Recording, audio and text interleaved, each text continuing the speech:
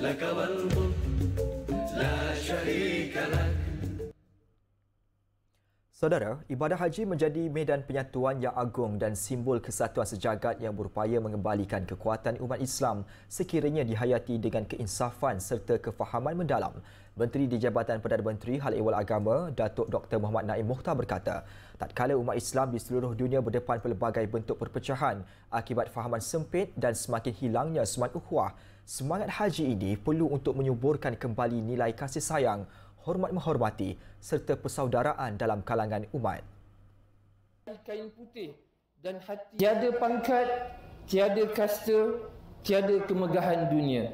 Yang tinggal hanyalah dua helai kain putih dan hati yang tunduk kepada Ilahi. Di sinilah Islam memansuhkan diskriminasi dan menegakkan keadilan sejati, bahawa nilai seorang insan bukan pada rupa atau harta, tetapi pada takwa dan amal soleh. Datuk Dr. Muhammad Naim berkata demikian ketika menyampaikan khutbah Arafah bertajuk Seruan Tauhid dan Kesatuan Umat Sempena Hari Wukuf. Ibadah haji turut membawa maqasid sosial penting iaitu menyatukan hati umat Nabi Muhammad SAW demi mengukuhkan perpaduan dan kekuatan ummah. Beliau mengingatkan jemaah agar memperbanyakkan istighfar dan menjadikan ibadah haji sebagai titik tolak kepada perubahan diri ke arah menjadi hamba yang kembali kepada fitrah, penuh insafan dan ketakwaan kepada Allah Subhanahu Wa Taala.